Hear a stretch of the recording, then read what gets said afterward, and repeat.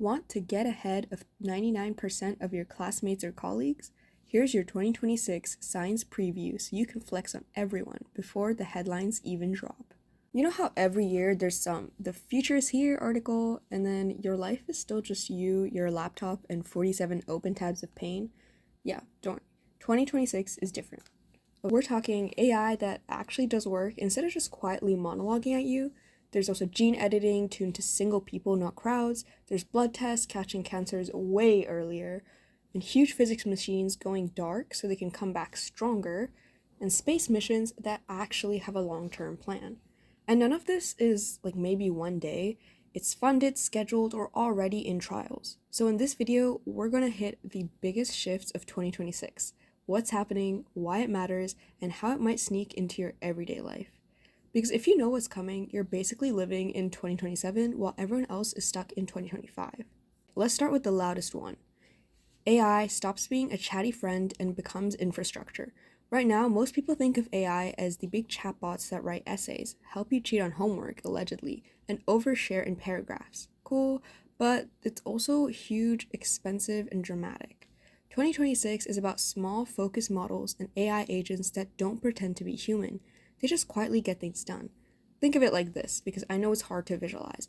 Our giant language model is kind of like that one friend who knows about everything and can talk for 3 hours straight, but a tiny recursive model is like the kid who says nothing all semester but then gets 100% on the exam. So these small models, they use way less data, they run cheaper and faster, and they break problems into steps, solve them, and self-correct in their little specialist zone. So instead of one big model doing everything, you get swarms. There's one that checks flights, one that compares prices, and one that fills in forms. And one tiny reasoning model checks if you accidentally booked a 3 a.m. layover in a random airport bathroom. AI becomes background infrastructure, not the main character. Shift 2. Gene editing goes from one size fits all to one patient at a time. Now biology goes full custom. Right now, most treatments are, does this work for most people? Okay. In 2026, we're seeing hyper-personalized gene editing, especially for rare metabolic disorders and weird one-off mutations.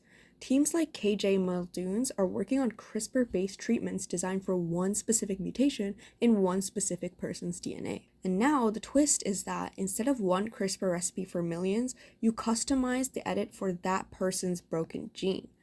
Why now? Because regulation is finally catching up. The FDA is sometimes accepting single clinical trials for severe rare diseases with no other options. So it's going to be much faster. In the UK, researchers are allowed to file one combined ethics and regulatory application form. So it's way less paperwork and much faster timelines. On paper, it sounds kind of boring, but in real life, it means that this kid doesn't have 15 years to wait. It's not magic. Off-target edits are still a risk, immune reactions can still happen, treatments will be crazy expensive at first, and ethics questions are still very valid. So the shift isn't we can edit everything, it's more like the pipeline is now built to edit the person sitting in front of you, not a vague patient population. Shift 3. Blood tests quietly hunting dozens of cancers. If you hate hospitals, you'll like this one. In the UK, big clinical trials are testing multi-cancer early detection blood tests, often called liquid biopsies. Some of them can detect signals linked to around 50 cancers, sometimes before symptoms. So instead of scan the whole body and hope, these tests look for tiny breadcrumbs floating in your blood. So things like bits of tumor DNA, weird proteins, abnormal chemical patterns, your blood becomes an early warning system. The twist in 2026 is that same combined ethics and regulatory process, it speeds up trials and approvals, so there's less overall bureaucracy, which means tests reach actual people faster. Does this solve cancer? No. Please don't quote me on that. We also must go over some of the limits of these liquid biopsies. So obviously there's still the false positives issue, and some cancers don't shed enough DNA early. You still also need scans and biopsies to confirm the results. But the upgrade is real. So medicine moves from we treat it once it's obvious to we quietly scan in the background and jump early. Pair this with personalized gene editing, and suddenly, cancer care looks way less like a surprise boss fight and more like a monitored system. Shift 4. Physics hits pause to go beast mode later. This one sounds bad at first. In 2026, the Large Hadron Collider at CERN goes offline until about 2030. No, they're not giving up. They're turning it into the High Luminosity LHC, basically slapping a turbocharger on the universe's favorite particle collider. More luminosity means more collisions, means more data, which means higher chance to see super rare events. Things like dark matter hints, new particles, and cracks in our standard model.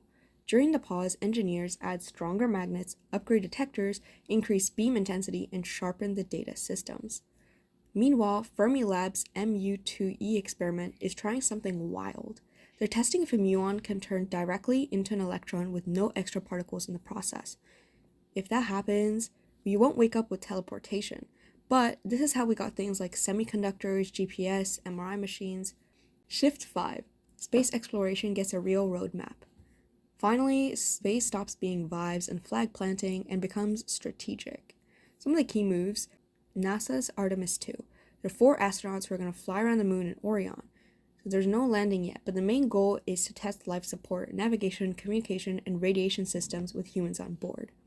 In China, Chang'e 7, targeting the moon's south pole, is going to use a hopper lander that can reposition on nasty terrain. Why the South Pole? Because there's frozen water, which means fuel, which means oxygen, and long-term base potential. In Japan, there's the MMX mission that includes visiting Mars's moons, Phobos and Deimos, and trying to return samples from Phobos to Earth for the first time. Then there's ESA's Plato, planet hunting satellite with 26 cameras, watching over 200,000 stars, and they're going to be searching for Earth twins where liquid water could exist. And then there's also India's Aditya L1, that's going to watch the sun during solar maximum, and it can track solar storms that can wreck satellites, GPS, and power grids. So put together, it's not just space is cool, it's map the moon so we can live there, understand Mars and its moons before sending humans, find potentially habitable planets, and protect Earth from solar chaos. Exploration stops being symbolic, it becomes infrastructure, planning for the whole solar system. So what is 2026 actually doing? Let's zoom out. 2026 isn't about one gadget or discovery, it's systems changing direction. AI is becoming smaller, quieter inside everything, and it becomes sort of like infrastructure. Medicine is going to allow for earlier detection, personalized edits, long-acting prevention, from crisis reaction to constant protection. Physics is getting massive upgrades. There are a lot more long-term experiments. Physicists are building the instruments the next decades will use. In space, the major shifts will be coordinated Moon, Mars, Sun, exoplanet roadmaps, and exploration with a plan. Life won't suddenly look like the Blade Runner, but it will feel slightly easier, slightly safer, slightly more, oh, that used to be impossible. And one day you'll look back and realize, oh, 2026 was the year everything quietly started to tilt. If you made it this far, you're already ahead of most people waiting for the headlines to explain this to them. Late. If you want to keep seeing the future 1 year early, watch the next video.